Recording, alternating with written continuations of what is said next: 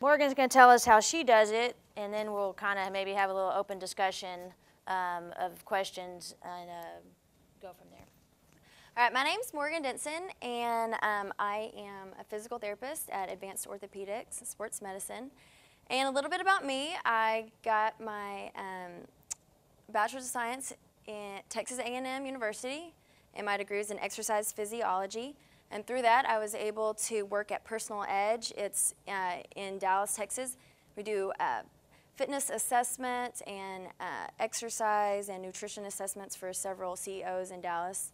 Kind of got to give them a whole lifestyle plan. Then I went to UT Southwestern in Dallas. I got my master's in physical therapy. And a little bit about kind of my training. I have been an avid runner and swimmer throughout my life, and in high school I was a district champ and state qualifier.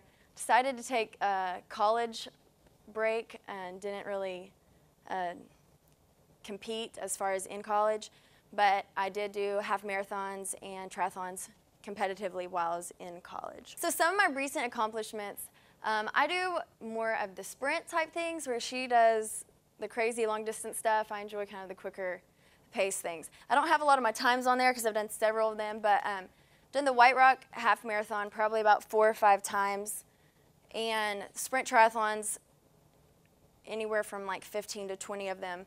So I've done the Austin Tri Series where there's like 6 or 7 of them, and the Bridgeland, Sugar Land, North Cypress, I don't know. And as far as, you know, I'm not just doing them to do them, I'm competitive in them, like placing probably 3rd or 4th in my age group in each of them, and possibly placed 1st overall in the last one I did.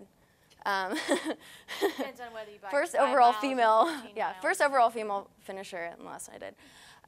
And then upcoming, what I have is a triathlon next weekend, and I'm doing Warrior Dash in Austin, which is kind of a shorter obstacle course, trail run type thing. Okay, so how I do it. For me, a big thing is motivation, and there's a slide at the bottom. It's like, get up, time to run.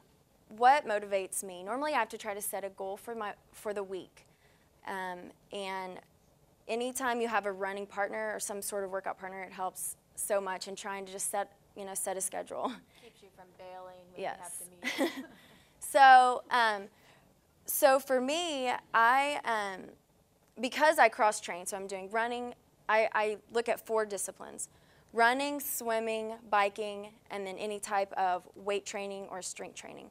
So normally what I'll try to do is take 2 disciplines each day. And like she said, I give myself like 2 or 3 days of rest. So whether I'm, deciding to run or swim, or do, running, weightlifting, anything like that, I try to combine 2 at a time.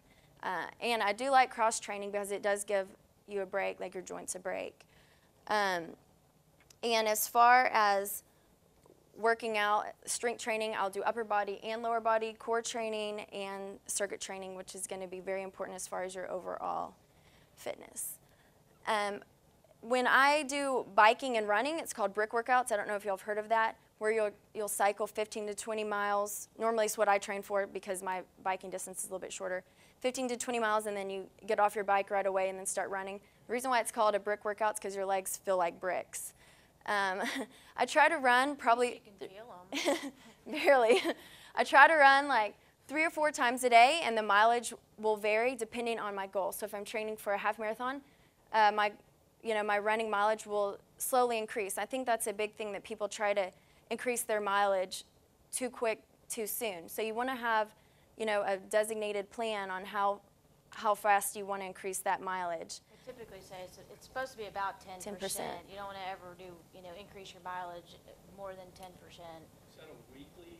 It's weekly.